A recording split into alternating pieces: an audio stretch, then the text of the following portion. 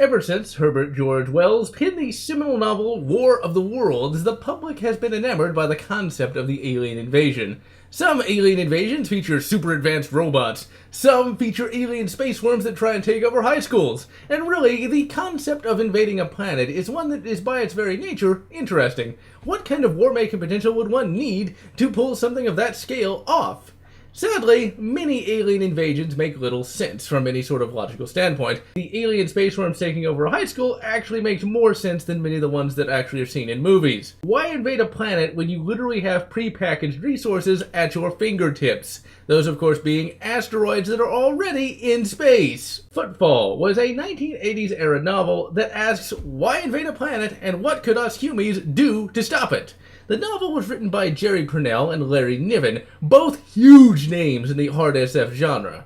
First, we have a novel that actually gives the foul Xenogens character and reason for coming to Earth. The Xenos that wish to defile Holy Terra are basically talking elephants, and they live in herds, and the herd is the main social unit of this particular species. There are two herds on the alien planet. They go to war, and the losing herd takes a spaceship to a new planet, Earth. And this is done so that their world is not devastated by war. Unlike in movies, humanity with its current technology is able to easily spot the alien ship long before it reaches Earth, because space is huge. And thus, several high-ranking dignitaries are sent to Cosmograd, the Russian space station, to meet the foul Xenos. When the Xenos arrive, well, they don't come in peace, but they do use technology bound by actual physics. They attack the Cosmograd space station and destroy it, but capture the dignitaries, and the dignitaries will become important characters throughout the novel.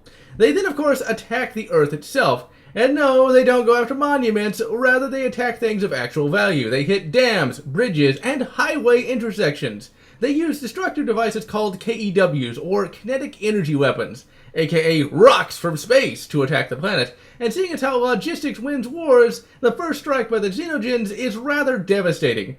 But remember, the Earth is huge, so of course they don't conquer it in a day, and the war drags on throughout the entire book.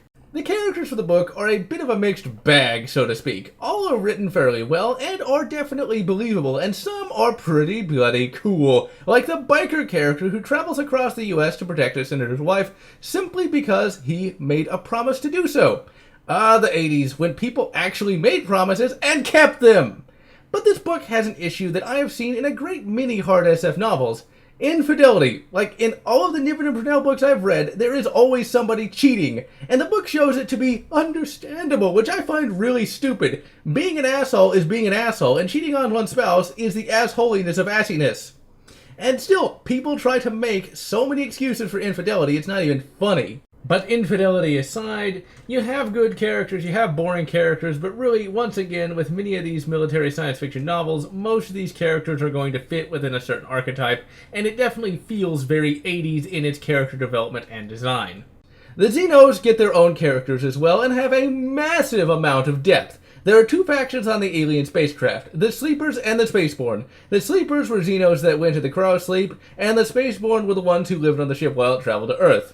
The Sleepers want to colonize the Earth, and the Spaceborne want to colonize the solar system. There is a nice bit of conflict that fleshes out the aliens nicely. Then there is the Soviet Union, ladies and gentlemen. They get a number of characters as well, and many of them are actually pretty bloody sympathetic.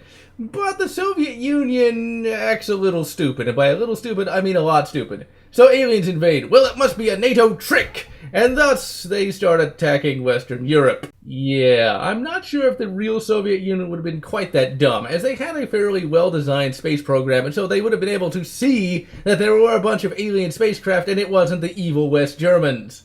The novel uses a great deal of real-world science, and unlike with certain films, it requires a great deal of human ingenuity to take on the foul Xenos.